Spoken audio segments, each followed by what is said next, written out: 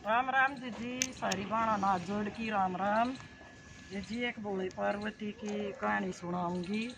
पार्वती और भोले उड़े पर्वत पर बैठे तनी बोली आके नाथ जी घने साल हो गए मत एक बार पृथ्वी लोक पर जाना चाहूँ।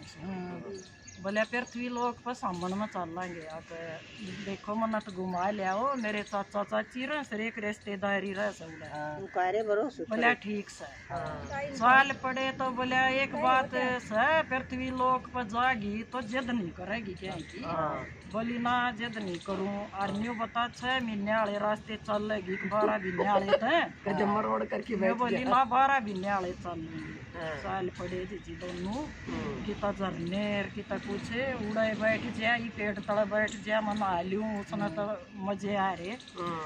फिर एक घोड़ी दिखी वह जिस तरह दर दर्द उठ रहे होंगे तो नहीं बोली कि नाथ जी यो क्यों हो रहा है बोले है ना या बच्चा देवेगी परसों पीड़ा सर बहुत कष्ट तो भीतरी है आई बे तो बोली मेरा तो गाय ला दो मेरे तो ये पीड़ा होंगी नहीं मुस्करा की घोड़ा चाल पड़ा।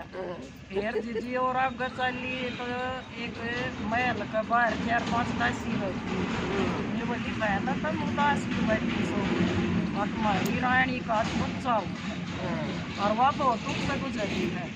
फिर बोली घोड़े में तो बच्चा पैदा नहीं करूँगी और इस चीज़ की गांठ लगा दी।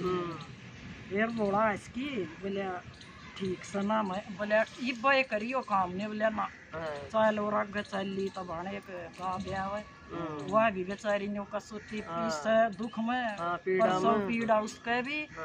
फिर बोले कि भोलेनाथ जी यो क्यों रहे हैं अकिया भी बच्चा देगी वो इसका दर्द उठ रहे हैं जो पीछे देखे थे तो ना। फिर अड़की बैठ गई ने बोली गांठ ला भोलेनाथ बोले सोच लिए गांठ लगी तो फिर खुलेगी नहीं मैं यह करके ले आया था ना जब द मत लगाइए रास्ते में क्या है कि बोली ना गांठ लगा ले बोले ठीक से ला दी। आगे जी पृथ्वी लोक पे तो उनका चाचा चाची रहे थे चाची ने इतने पकवान बनाए बहुत बने और सांझ ने बोले ना तो वे सारे खाएंगे पार्वती तय कुछ भी ना छोड़े।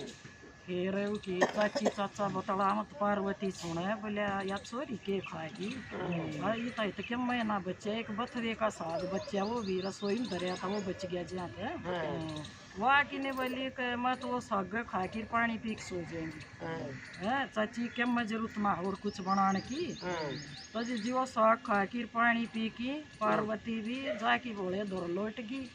बोला बोले बोली खाना खा लिया ने बोली खा लिया बोले के खाया जो आपने खाया वो हमने खा लिया। बोला मैं सोची कि अच्छा फिर जी वानी बोली मैं थक रही सो मैं सोगी बोले नो की सुंडी का वो ढक्कन खोल के देखा तो मैं तो सागर पानी कुछ न।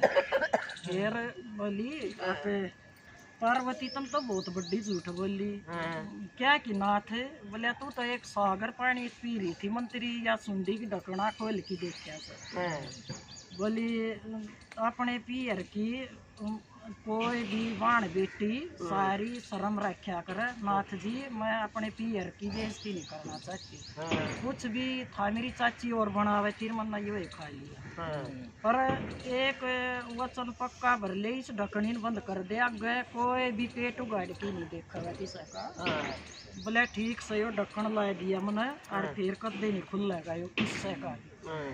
फिर जी भोलेनाथ बोले आके चलना ही बे अपने पर्वत पे बोली आके और रुक जाओ नाथ जी 2-4 दिन आए साथ और किसी का दुख दर्द कदे भाई आप तो इतनी दुनिया पूजा से बोले ना बहुत हो गया चाल उल्टे चाल पड़े।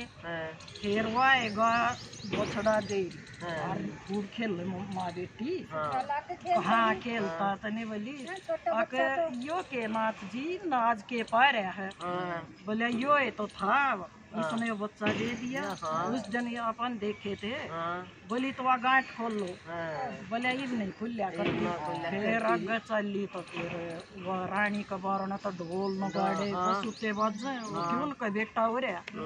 बोले आड़ा क्या की खुशी हो रही सकिन का बेटा हो रहा है। हाँ, तो फिर जद पाएगी बोले चाल चाल तू अपना पर्वत नजदीक करे और चाल आगे जी वह घोड़ी भी और देख बालक गल खेल बच्चा का हाँ बोले इसने भी अपना ये बच्चा दे रखा से ये मम्मी बेटी खूब खेल यही तो बात से। फिर पर्वत पाएगी फिर जिद पाएगी मैं बोली मेरी तो वह गुंडी खोलो मैं भी माँ बनूंगी। फिर जी भोलेनाथ ने तो सब कुछ था उसका तो हाथ में। भोलेनाथ ने उठी वह गांठ गुंडी खोल ली और पार्वती माँ बनी और उसकी जी पूरी मन की चाहिए पार्वती की भोलेनाथ ने कर दी, पृथ्वी पर घुमा ले गया। और जी बोलो जय। अरे यही बात है कि औरत का अपना पेट नहीं पटना इतना उसने सब्र नहीं आया कर। हाँ तो यह भी जरूरी है उसे।